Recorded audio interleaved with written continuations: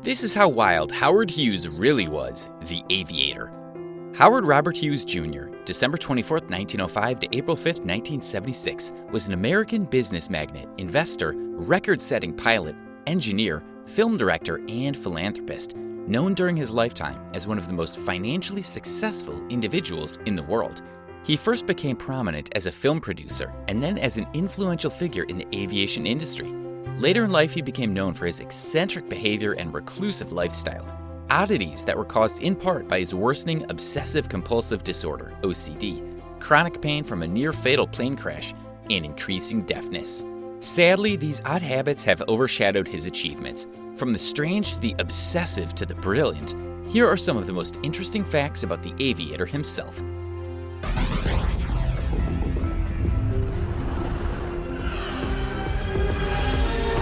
Ladies and gentlemen, Howard Hughes. Number 1. Sister. The fabulously wealthy Howard Hughes may have turned into a disturbing recluse later in life, but in his prime, he was definitely a ladies' man. During his time in Hollywood, his list of affairs grew to legendary proportions. He dated everyone from Ava Gardner to Katharine Hepburn.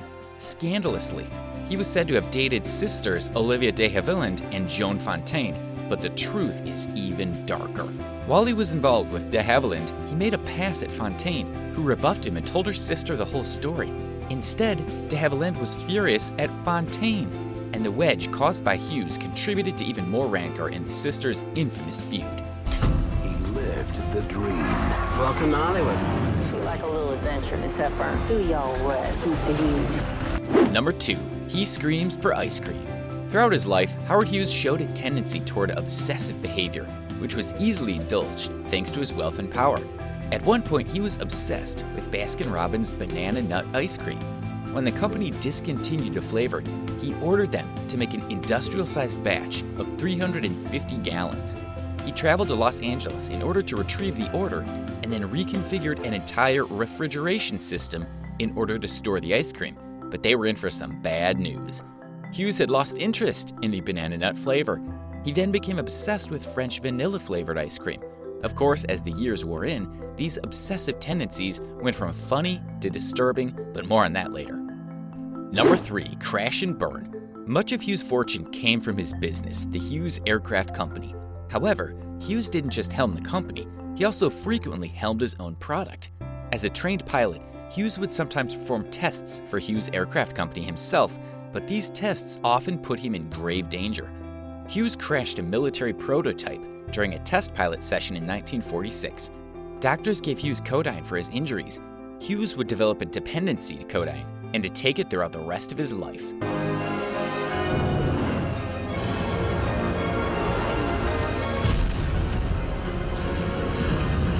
Number 4. Living in a literal tax shelter. With a deep-seated hatred of taxes, Hughes went through elaborate plans in order not to pay any. He lived for great stretches of time in hotels in order to not have to claim an official residence, and he would jump around from location to location in avoidance. As he had no will and no children, he left the incredible wealth of his Hughes aircraft stocks to a tax-exempt charity of his own creation called the Howard Hughes Medical Institute. Number 5. No such thing as bad publicity. As they say, any publicity is good publicity, and so Hughes created a public outcry against his own film. The controversy over the content of the film spread throughout the press, and the more people read about it, the more they wanted to see it, creating an undeniable demand. Though it would take 3 years, in the end, he got what he wanted, and the film was finally released and became a smash hit. Number 6. Home is where the heart is. During Thanksgiving in 1966, Howard Hughes rented out the top 2 floors of the Desert Inn Hotel in Las Vegas. He enjoyed his time there so much that he ended up staying through to the holidays. The hotel wasn't too keen on this, however, and they demanded that he leave because they needed room for their high rollers to stay the holidays and, gamble. The thing is, Hughes was comfortable in the hotel, so instead of leaving, he just bought the place. That way he could live there as long as he wanted. He ended up staying 4 years, to be exact. Number 7. Diagnosing Disorder. Hughes' extreme perfectionism and obsession with germs were actually 2 sides of the same coin. It's generally accepted that he suffered from obsessive-compulsive disorder, although it's unknown if he was ever officially diagnosed or treated for it during his lifetime. However, after his death, experts traced his bizarre behavior back to a tragic source.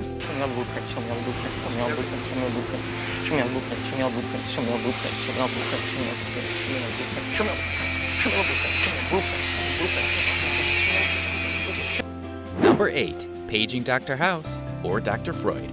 Hughes' lonely upbringing was punctuated by an absolutely disturbing episode.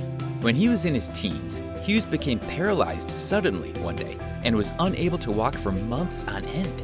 He was examined by doctors, but they never found an official medical cause for his paralysis.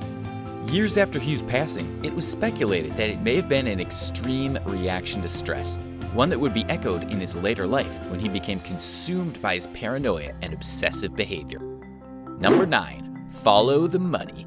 After the war ended, a Senate committee was called to investigate spending during wartime, and a senator from Maine named Owen Brewster had his eye on Hughes and the Spruce Moose.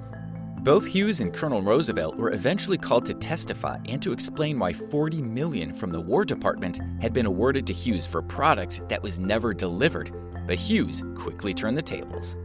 Well, that's it for today. Remember to hit that notification bell, leave a like, and subscribe. See you next time.